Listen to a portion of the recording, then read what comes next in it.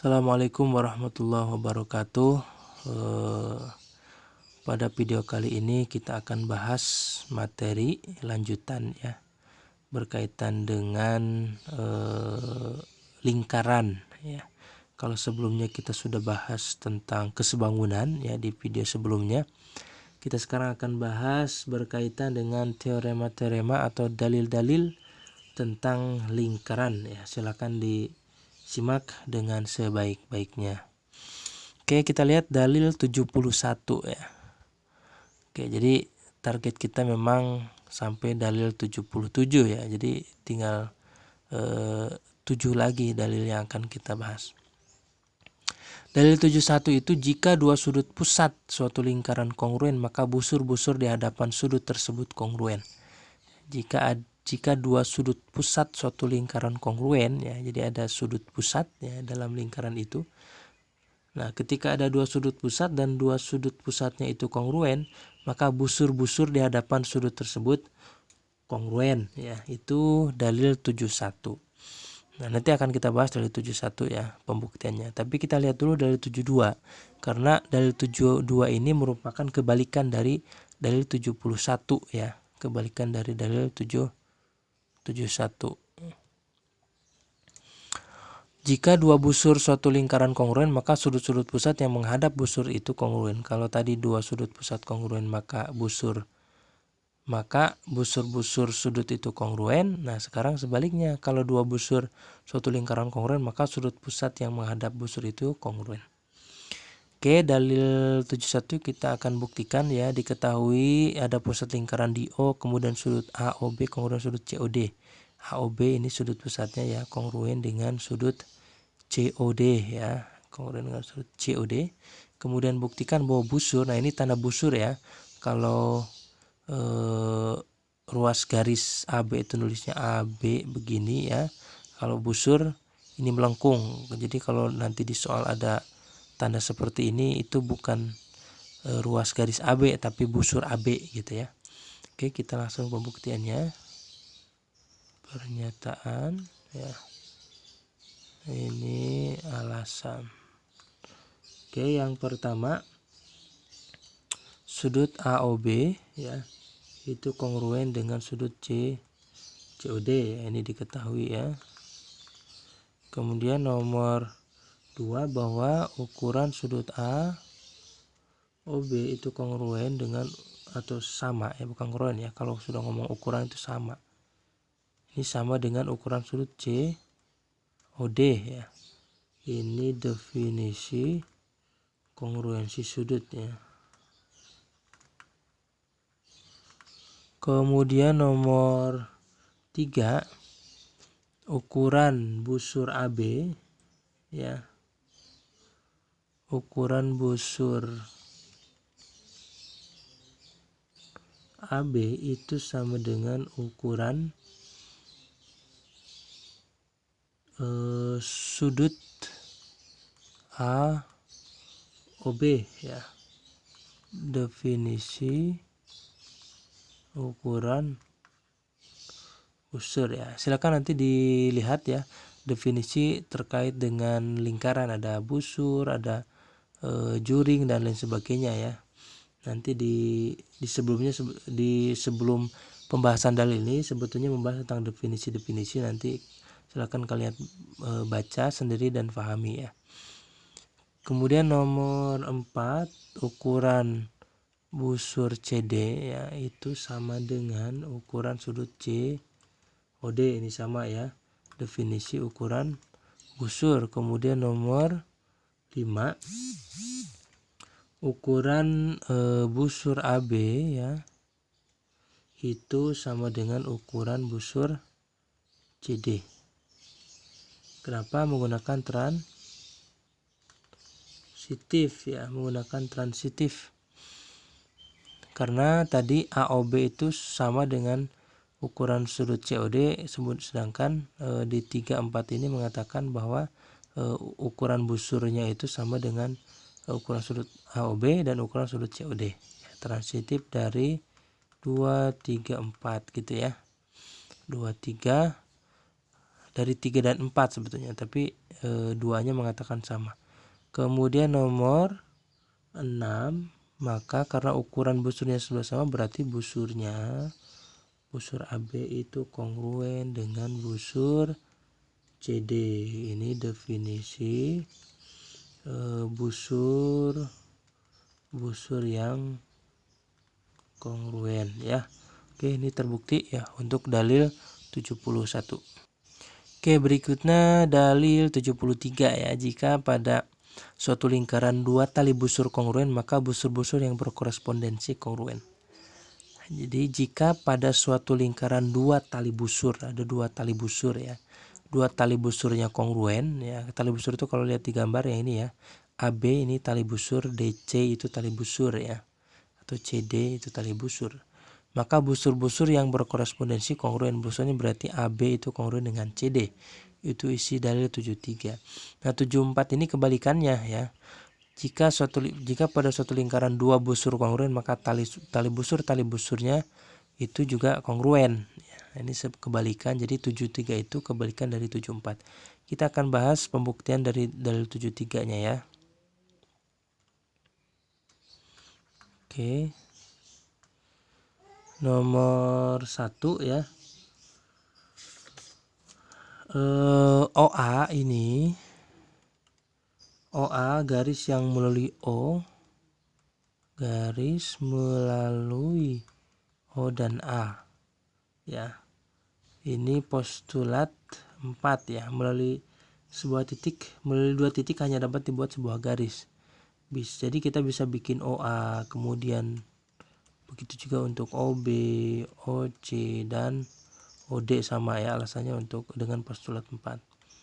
Kemudian nomor 2 diketahui bahwa AB itu kongruen dengan CD ya, diketahui ini ya. Kemudian nomor 3 OA itu kongruen dengan OB.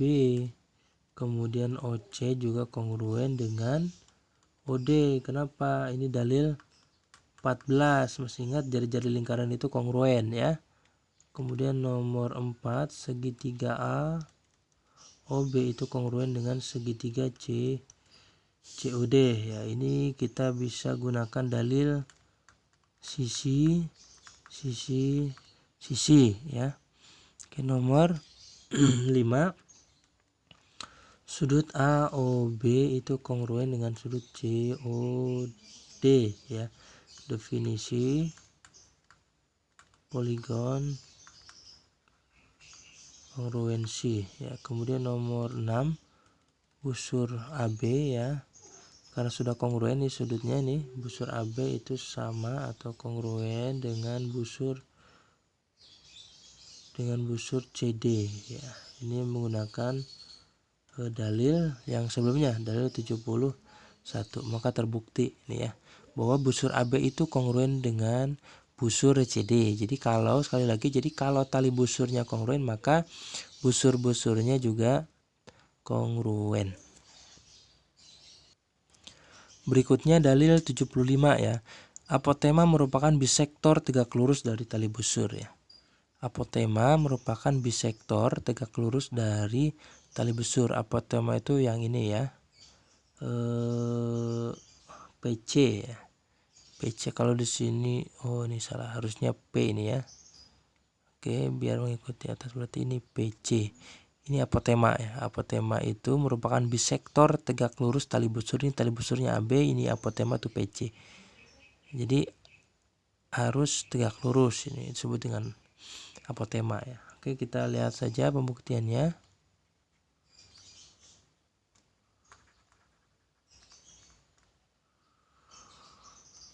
Oke, diketahui bahwa PC itu merupakan apotema ya. Oke, ini diketahui. Kemudian yang kedua, PC ini tegak lurus AB ya. Ini definisi dari apotema ya. Kemudian nomor 3 sudut PCB kemudian sudut PCA itu siku-siku ya. Definisi garis tegak lurus. Oke, kemudian nomor 4 AP ya. AP ini garis yang melalui A dan P ya, ini postulat 4 ya. Kemudian nomor 5 begitu juga PB ya. PB garis yang melalui P dan B, sama postulat 4. Kemudian nomor 6 ini PC kongruen dengan PC ya, refleksif.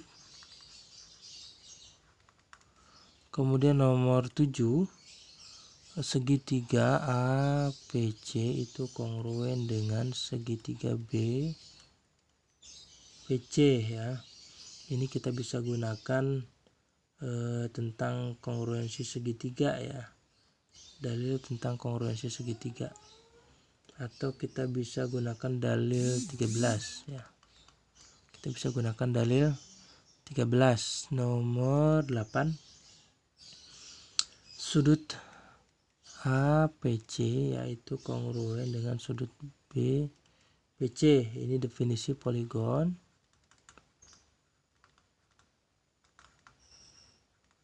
Kongruensi. Kemudian nomor 9 AC kongruen CB ya.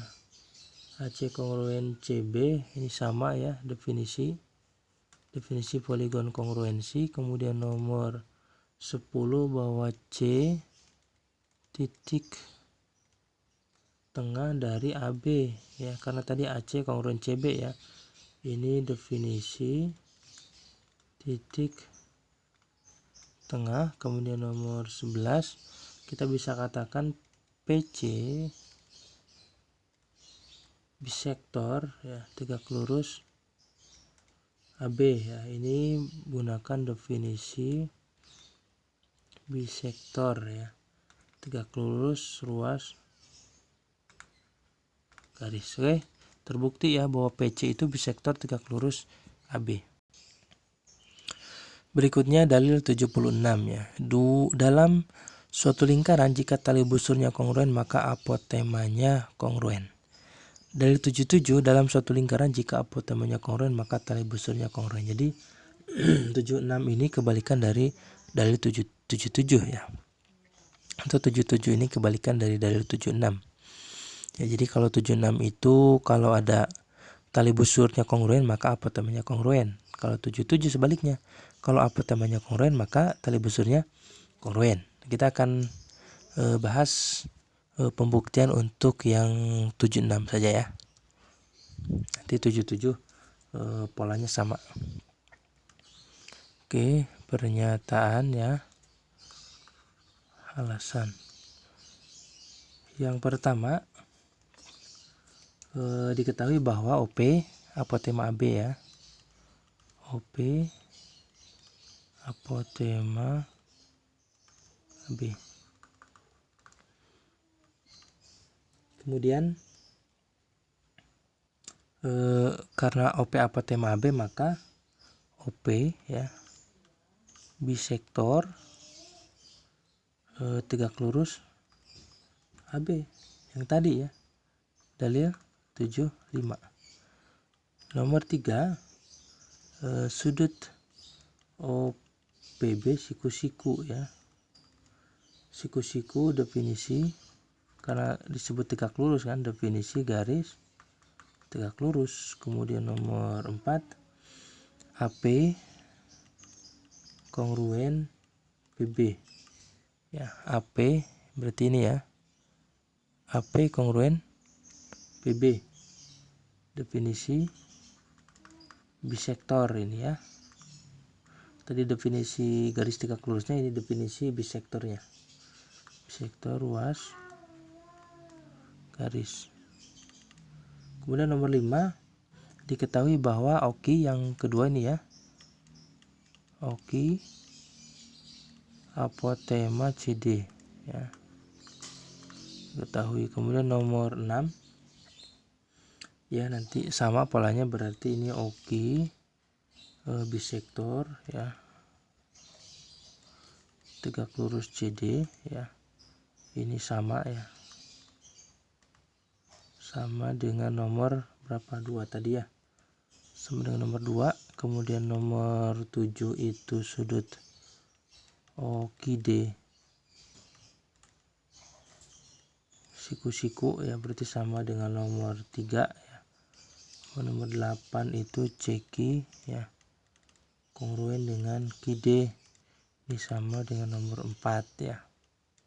Kemudian nomor 9 sudut OPB itu kongruen dengan sudut OKD ya, ini dalil 1 ya, karena OPB sama OKD itu siku-siku ini ya, ini siku-siku, pakai dalil 1. Kemudian 10 AB itu kongruen dengan CD ya, diketahui ya, yang ini ya diketahui.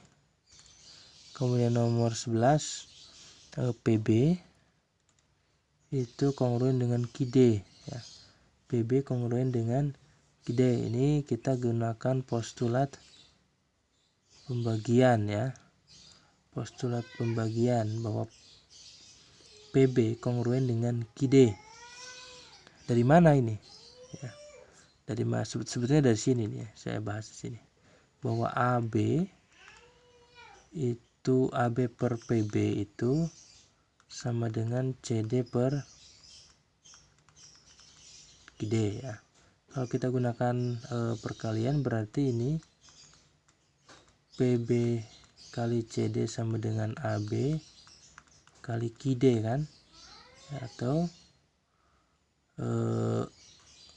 kita bisa katakan karena ini PB kali CD sama dengan CD kali KD ya, karena AB kongruen ini, karena AB kongruen CD di nomor 10 ini ya, maka PB itu sama dengan KD di nomor 11. Oke, paham ya. Kemudian nomor 12 OB garis melalui O dan B, ini postulat keempat ya. Kemudian 13 sama ya, berarti OD garis yang melalui O dan D, yang ini maksudnya ya, OD tadi OB ya. Ini sama postulat 4. Kemudian nomor ini nggak muat ini. Oke, kesini aja ya, nomor 14 OB dan OD merupakan jari-jari lingkaran ya, jari-jari lingkaran. Definisi, ini alasannya definisi jari-jari lingkaran. Oke, kemudian nomor 15 OB, karena jari-jari maka kongruen kan ini. OD ini kongruen gunakan dalil 14 ya, jari-jari lingkaran itu kongruen. Kemudian nomor 16 segitiga OPB itu kongruen dengan segitiga OKD ya. Oke, ini dalil 13 ya. Kemudian 17 yang terakhir bahwa OP itu kongruen OQ ya, OP kongruen OQ menggunakan alasannya definisi poligon kongruensi. Oke, terbukti ya bahwa OP kongruen OQ seperti yang akan dibuktikan. Oke, saya kira itu pembuktian dalil 76, dan untuk dalil 77 saya kira polanya sama, silakan nanti kalian buktikan sendiri sebagai latihan. Oke, alhamdulillahirobbilalamin, selesai sudah materi pada mata kuliah sistem geometri. Alhamdulillah kita sudah hampir membuktikan semua teorema ya, yang ada dalam buku ini, dari teorema 1 atau dalil 1 sampai dalil 77, kecuali dalil-dalil yang berkaitan dengan bangun ruang tidak dibahas dalam mata kuliah ini. Alhamdulillah sekali lagi kita sudah menyelesaikan materi ini. Saya dalam penyampaiannya karena kondisi seperti ini, pandemi COVID-19, jadi tidak bisa bertatap langsung, tetapi melalui daring ya, online, sehingga saya pilih media atau platform dalam penyampaiannya menggunakan YouTube. Ya, salah satunya tentu koordinasi menggunakan WA group. Terus juga untuk monitoring saya gunakan Google Classroom ya. Tetapi konten materi yang saya sampaikan saya gunakan YouTube sebagai pilihan. Kenapa? Karena saya pikir YouTube lebih fleksibel untuk kalian gunakan, kalian pelajari kapan saja, di mana saja kalian bisa pelajari, kalian bisa ulang-ulang penyampaian yang saya berikan. Dan sekali lagi saya ucapkan selamat ya, silakan pelajari lagi.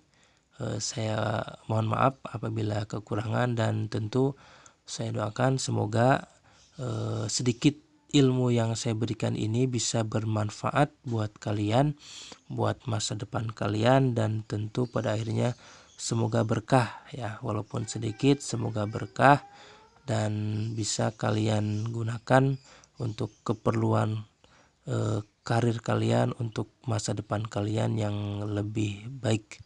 Terima kasih sekali lagi, mohon maaf. Assalamualaikum warahmatullahi wabarakatuh.